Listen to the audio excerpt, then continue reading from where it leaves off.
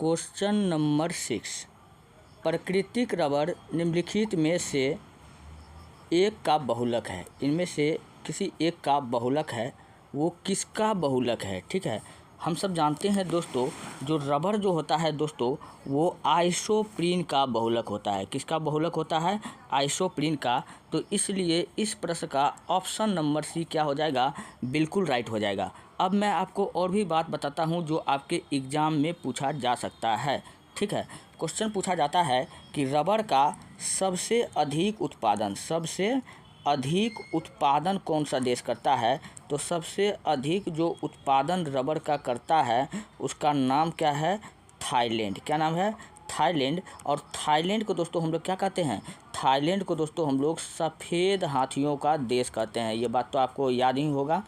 ठीक, और दूसरा नंबर पर अगर बात किया जाए कि रबर का उत्पादन कौन करता है, तो मलेशिया करता है। कौन करता है? मलेशिया करता है। ये बात आपको याद रखना है। ठीक, अच्छा, रबर को दोस्तों हम लोग कठोर बनाने के लिए पूछा जाता है क्वेश्चन कि हम लोग क्या मिलाते हैं।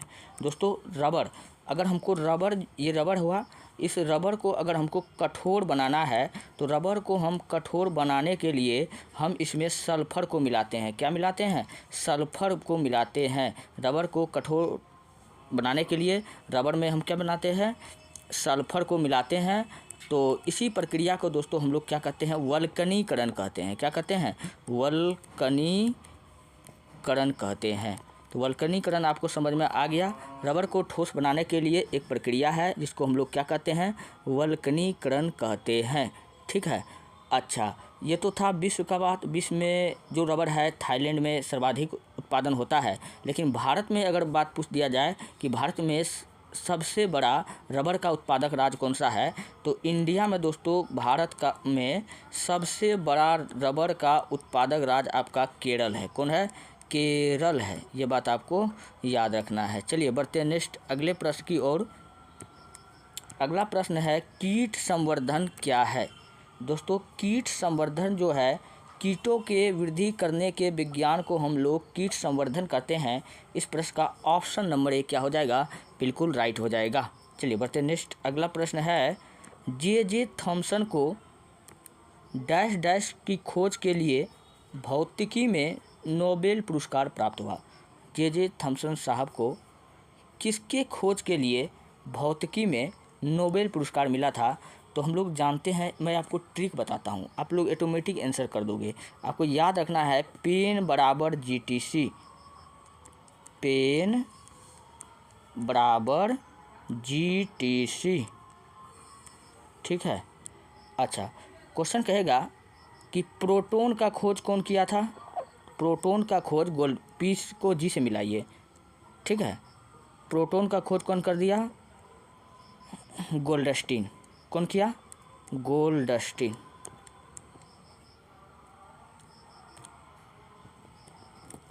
गोल्डस्टीन, समझ में आ गया। इलेक्ट्रॉन का खोज कौन किया? जी से थॉमसन, जे थॉमसन। इलेक्ट्रॉन का खोज जे थॉमसन भाई ने किया था। ये बात आपको याद रखना है। और न्यूट्रॉन का खोज N से सी से क्या हो जाएगा? चैडविक ने किया था। कौन किया था? चैडविक ने किया था। आपको याद हो गया। और कभी कभी क्या होता है दोस्तों कि इनका डेट पूछ लिया जाता है। इलेक्ट्रॉन का अगर पूछ लेता खोज जो है वह कौन किया था? इलेक्ट्रॉन का खोज जे थॉमसन। प्रोटॉन का खोज कौन किया था? गोल्डस्टीन। प्रोटॉन का खोज कब किया था? 1917 ईस्वी में। तो 1917 में किसका खोज हो गया था? प्रोटॉन का खोज हो गया था 1917 में। इलेक्ट्रॉन का खोज कब हुआ था? तो इलेक्ट्रॉन का खोज हुआ था 1897 में। कब हुआ था? इलेक्ट्रॉन का खोज 1897 में किसके द्वारा खोजा गया था? जे थॉमसन के द्वारा खोजा गया था। फिर न्यूट्रॉन का खोज जो है 1932 में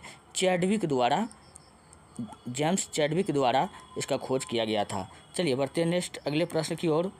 अगला प्रश्न की ओर हम लोग बढ़ते हैं, किस गैस को उसकी ठोस अवस्था में शुष्क बर्फ भी कहा जाता है? हम लोग जानते हैं कि ठोस कार्बन डाइऑक्साइड को हम लोग क्या कहते हैं? शुष्क बर्फ कहते हैं। तो ऑप्शन नंबर बी क्या हो जाएगा, बिल्कुल राइट हो जाएगा। अच्छा, अगर बात किया जाए कि कार्बन डाइऑक्साइड जो है हमारे वायुमंडल में कितना है, तो 0.03%। कितना है, 0.03%।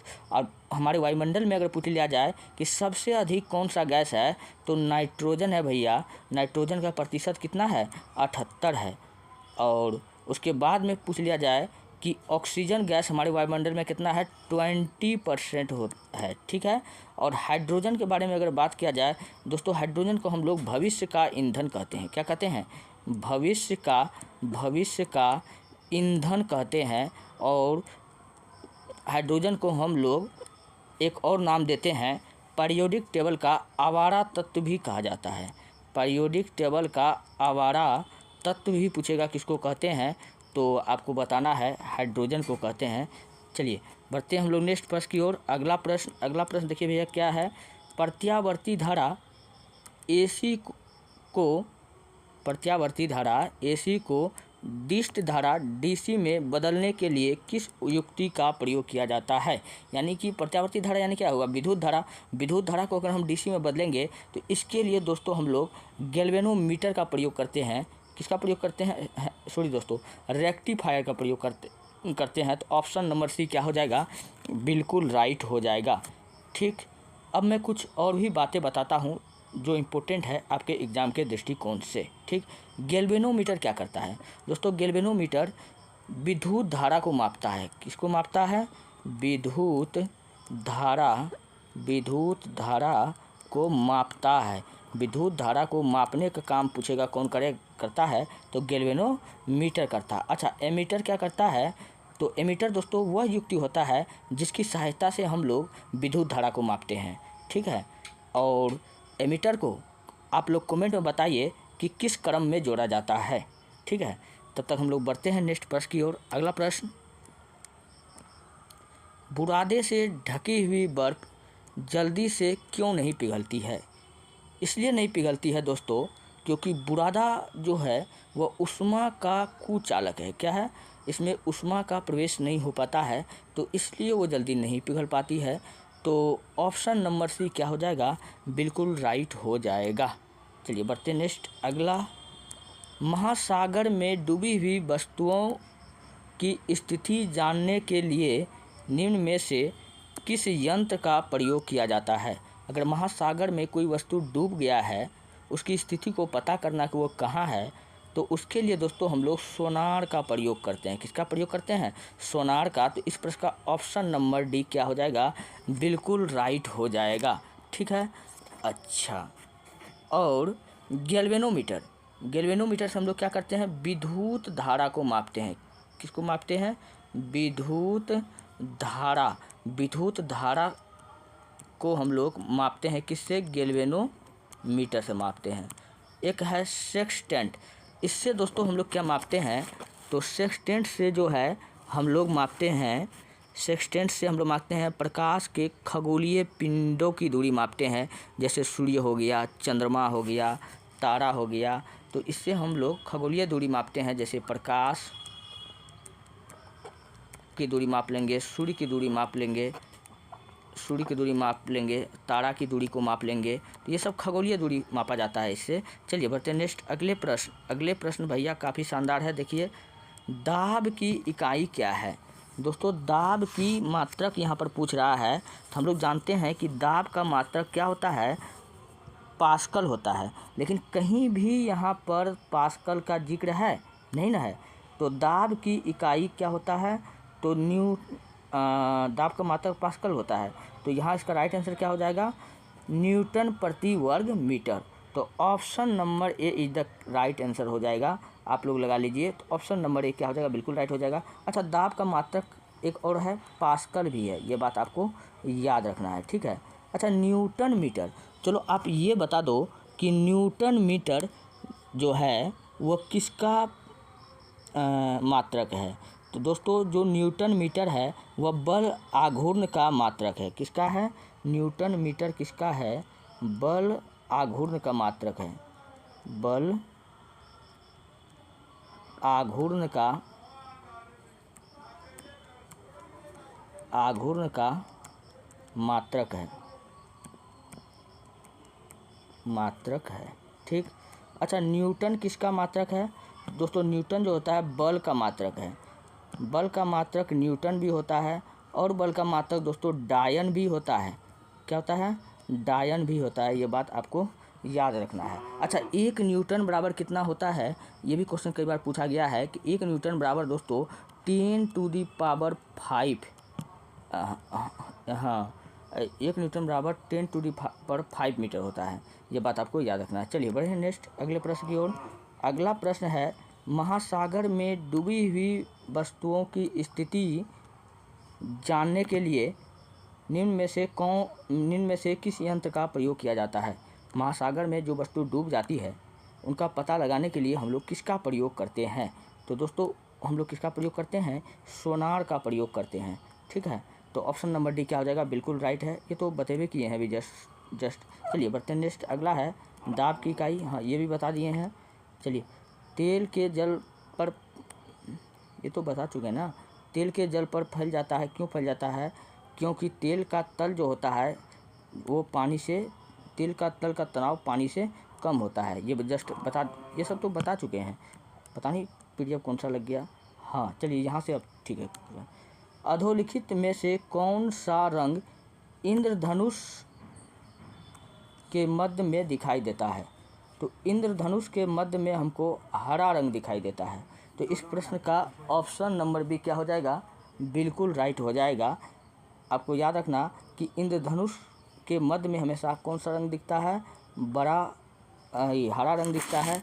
अच्छा, इंद्रधनुष हमको क्यों दिखता है? किस घटना के कारण इंद्रधनुष दिखता है? तो इंद्रधनुष दोस्तों दिखता है प्रकाश के परिवर्तन के कारण, प्रकाश के परावर्तन के कारण,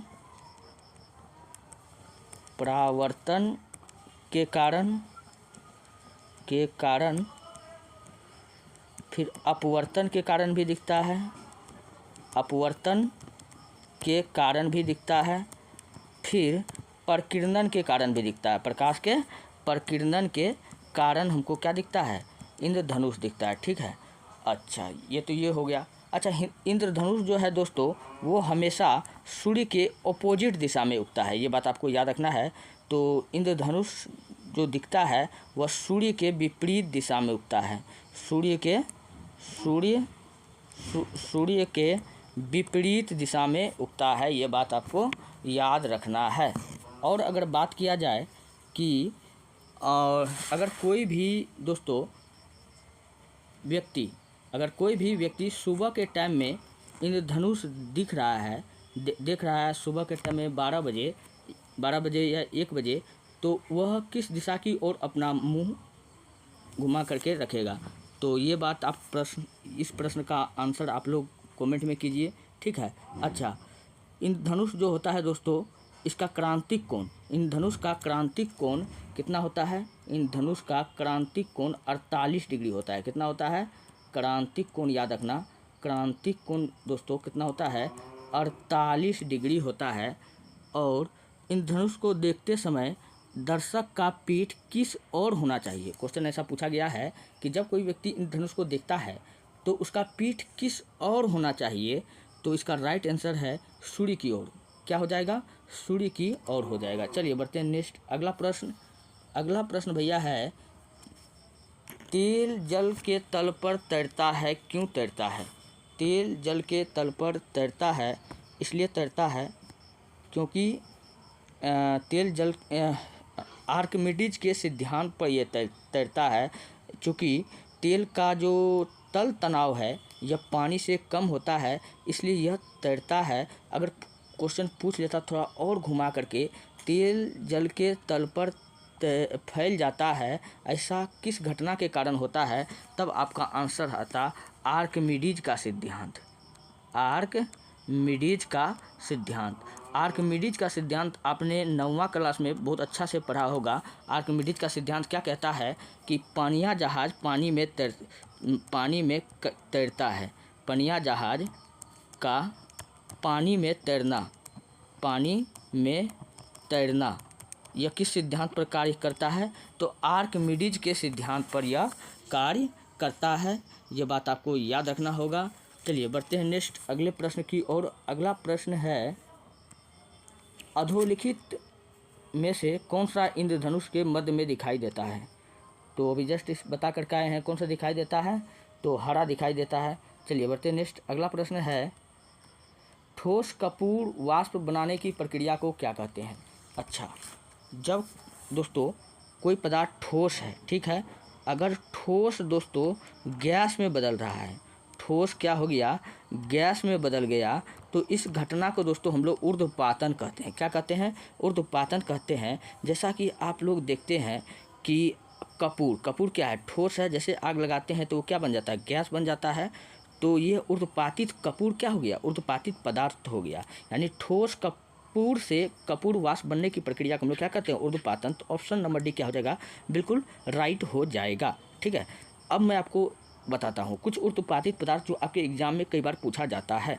तो ऊर्ध्वपातित पदार्थ कौन कौन हो जाएगा, एक कपूर आप तो जानबे करते हैं, नौसादर कपूर हो गया, नौसादर हो गया, अमोनियम क्लोराइड हो गया, अमोनियम क्लोराइड हो गया, अमोनियम क्लोराइड हो गया, अमोनियम क्लोराइड हो गया, नेफ्थलीन की गोली हो गया। तो ये सब क्या है दोस्तों, यह सब जो है आपका ऊर्ध्वपातित पदार्थ है। ये बात आपको याद रखना है। बाद बाकी ठोस कपूर से कपूर वाष्प बनने की प्रक्रिया को हम लोग ऊर्ध्वपातन कहते हैं। नेक्स्ट अगला प्रश्न, निम्नलिखित में से कौन विद्युत का सुचालक नहीं है? विद्युत का सुचालक नहीं है मतलब एक होता है विद्युत का चालक, तो विद्युत सबसे अधिक चालक होता है, यहाँ पूछ रहा है कि सुचालक। तो इसका राइट आंसर क्या हो जाएगा, ग्रेफाइट। हाँ, ग्रेफाइट एकमात्र दोस्तों धातु है जो विद्युत का क्या है, अधातु है। ग्रेफाइट एकमात्र अधातु है जो विद्युत का क्या है, सुचालक है, विद्युत का चालक है। यहाँ तो ये ऑप्शन कटिए जाएगा, तो ये ग्रेफाइट तो होगा ही नहीं। तो सोना विद्युत का चालक है, सुचालक नहीं है, तो ये भी नहीं होगा। हीरा, हाँ हीरा हो जाएगा। ऑप्शन नंबर सी क्या हो जाएगा, बिल्कुल राइट हो जाएगा, हीरा। ठीक, अब मैं आपको कुछ और बात बताता हूँ दोस्तों। ग्रेफाइट को दोस्तों हम लोग काला हीरा कहते हैं। क्या कहते हैं, काला शीशा, हीरा नहीं, काला शीशा पूछेगा हम लोग किसको कहते हैं, तो दोस्तों काला शीशा हम लोग ग्रेफाइट को कहते हैं। ठीक, और भी बात मैं आपको बताता हूँ। सोना का सर्वाधिक उत्पादन करने वाला देश पूछेगा कौन है, तो मैक्सिको। कौन सा है, मैक्सिको में सर्वाधिक सोना का उत्पादन होता है। ये बात आपको याद रखना है। ठीक है, चलिए बढ़ते हैं नेक्स्ट अगला प्रश्न की ओर बढ़ते हैं। अगला प्रश्न है, ठोस कपूर से कपूर वाष्प बनने की प्रक्रिया को क्या कहलाता है, ऊर्ध्वपातन। कभी कभी दोस्तों एक पीडीएफ 2 बार लग गया है, माफ़ कीजिएगा, मैंने कभी चेक नहीं कर पाया, टाइम नहीं था। चलिए बढ़ते नेक्स्ट अगला है, निम्नलिखित में ये भी बता दिए हैं, हाँ यहाँ है, किसी देश के वैज्ञानिक ने एक ऐसा कृत्रिम रक्त बनाया जो प्लास्टिक रक्त की किस्म है, ठीक है, जिसे किसी मरीज को डैश किस्म का विचार किए बिना दिया जा सकता है। तो वो कौन बनाया है, तो ब्रिटेन ने बनाया है। तो ऑप्शन नंबर बी क्या हो जाएगा, बिल्कुल राइट हो जाएगा। नेक्स्ट अगला प्रश्न, प्रकाश संश्लेषण में कौन सा प्रकाश सबसे अधिक प्रभावकारी होता है? दोस्तों प्रकाश संश्लेषण में जो लाल रंग का प्रकाश होता है वो सबसे अधिक प्रभावी होता है, क्योंकि इसका जो होता है प्रकीर्णन और विचलन सबसे कम होता है।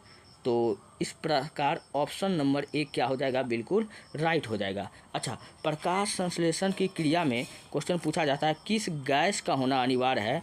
तो प्रकाश संश्लेषण की क्रिया में दोस्तों किस गैस का होना अनिवार्य है, तो ऑक्सीजन गैस का होना, दोस्तों CO2 का होना अनिवार्य है, यानी कार्बन डाइऑक्साइड। और प्रकाश संश्लेषण की क्रिया याद रखना कि केवल दिन में होता है। ठीक, और प्रकाश संश्लेषण की क्रिया में पूछेगा उत्पाद के रूप में हमको क्या मिलता है, तो उत्पाद के रूप में हमको क्या मिलता है, ऑक्सीजन मिलता है, O2 मिलता है। अच्छा, प्रकाश संश्लेषण की क्रिया में पूछेगा कि जल की प्राप्ति होती है, कैसे होता है, तो बताना है कि प्रकाश संश्लेषण की क्रिया में हमको जल की प्राप्ति किसके कारण होता है, तो बताना है कि ऑक्सीजन के टूटने से, ऑक्सीजन के O2 के यानी ऑक्सीजन के टूटने से हमको क्या हो जाता है, जल की प्राप्ति हो जाती है। ये बात आपको याद रखना है। और प्रकाश संश्लेषण दोस्तों प्रकाश ऊर्जा को यह रासायनिक ऊर्जा में, विद्युत ऊर्जा में बदल देता है। हाँ, रासायनिक ऊर्जा में बदल देता है। ठीक है, इस प्रकार ऑप्शन नंबर ए क्या हो जाएगा, बिल्कुल राइट हो जाएगा। नेक्स्ट अगला प्रश्न, एक मनुष्य को बेड़ी बेड़ी सूखा रोग व स्कर्वी रोग बीमारी होगी यदि वह नहीं ले रहा है। देखिए दोस्तों, बेड़ी बेड़ी विटामिन बी की कमी से होता है, सूखा रोग विटामिन डी के कमी से होता है। तो ऐसा ऑप्शन आप लोग देख लीजिए कहाँ आपको दिख रहा है। हाँ, तो देखिए बी भी दिख रहा है, बी से बेड़ी बेड़ी भी होता है, और सी से स्कर्वी भी होता है, और विटामिन डी से सूखा रोग, जिसको हम लोग रिकेट्स कहते हैं। सूखा रोग को हम लोग किस नाम से जानते हैं, रिकेट्स। बच्चे में अगर विटामिन डी का कमी है तो उसको रिकेट्स कहा जाता है। उसको क्या हो गया है, रिकेट्स हो गया है। तो ऐसा ऑप्शन हमको कहाँ मिला है, ऑप्शन नंबर बी क्या हो जाएगा, बिल्कुल राइट हो जाएगा। याद रखना, यह जो विटामिन डी है, डी एकमात्र विटामिन है जो हार्मोन है। क्या है, हार्मोन है। ये बात आपको याद रखना। और विटामिन डी की प्राप्ति हमको कहाँ से होती है, सूर्य की रोशनी से होती है। ये बात आपको याद रखना है। और विटामिन डी का रासायनिक नाम पूछे क्या है, तो कैल्सीफेरॉल है। क्या है, कैल्सीफेरॉल है। कैल्सीफेरॉल है। विटामिन ए का रासायनिक नाम पूछे क्या है, तो रेटिनॉल है। विटामिन ई को हम लोग ब्यूटी विटामिन कहते हैं।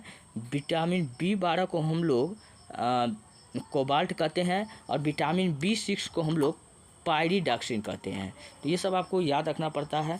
चलिए बढ़ते हैं नेक्स्ट अगला प्रश्न की ओर बढ़ते हैं। अगला प्रश्न है, दूध में प्रोटीन और कार्बोहाइड्रेट के अतिरिक्त पोषणदायक अन्य तत्वों में सम्मिलित है। दूध में क्या सम्मिलित है, प्रोटीन और कार्बोहाइड्रेट के अतिरिक्त। तो दोस्तों दूध में जो है प्रोटीन और कार्बोहाइड्रेट के जो अतिरिक्त जो है कैल्शियम और पोटेशियम संबंधित है। तो ऑप्शन नंबर बी क्या होगा, बिल्कुल राइट हो जाएगा। चलिए बढ़े नेक्स्ट अगले प्रश्न की ओर। अगला प्रश्न, गैसीय स्थिति में पाए जाने वाला हार्मोन है। दोस्तों गैसीय स्थिति में पाए जाने वाला एकमात्र हार्मोन आपका है एथिलीन। हाँ, कौन सा हो जाएगा, एथिलीन हो जाएगा। कौन सा हो जाएगा, एथिलीन। तो इस प्रश्न का राइट आंसर क्या होगा, एथिलीन हो जाएगा। ऑप्शन नंबर बी हो जाएगा। ठीक है, एथिलीन क्या है दोस्तों, यह एक पादप हार्मोन है। क्या है, और पादप हार्मोन दोस्तों 5 प्रकार का होता है। पादप हार्मोन कितना प्रकार का होता है, 5 प्रकार का होता है। सबसे पहला होता है ऑक्सीन। क्या होता है, ऑक्सीन। आपको याद करना है ऑक्सीन। और ये ऑक्सीन क्या करता है, ऑक्सीन जो है दोस्तों ये पेड़ पौधे के लंबाई को बढ़ाता है। क्या कर देगा, पेड़ पौधा को लंबाई को बढ़ा देगा। तो क्वेश्चन पूछा जाता है कि पेड़ पौधे की लंबाई किस हार्मोन के कारण बढ़ता है, तो किस पादप हार्मोन के कारण बढ़ता है, तो ऑक्सीन के कारण बढ़ता है। ठीक है, फिर उसके बाद में जिब्रेलिन होता है। तो जिब्रेलिन जो है दोस्तों ये मोटाई के साथ साथ लंबाई को भी बढ़ाता है। तो ये लंबाई और मोटाई दोनों को बढ़ा देता है कौन, जिब्रेलिन। और जिब्रेलिन को हम लोग फूल खिलाने वाला हार्मोन कहते हैं। ठीक है, और फिर उसके बाद में आता है, जिब्रेलिन के बाद में आता है साइटोकाइनिन। क्या आता है, साइटोकाइनिन। और इस साइटोकाइनिन के कारण क्या होता है दोस्तों, पेड़ पौधा हमेशा हरा भरा दिखता है। तो साइटोकाइनिन पादप हार्मोन के कारण पेड़ पौधा कैसा दिखता है, हरा भरा दिखता है। ये बात आपको याद रखना है। साइटोकाइनिन हो गया। फिर और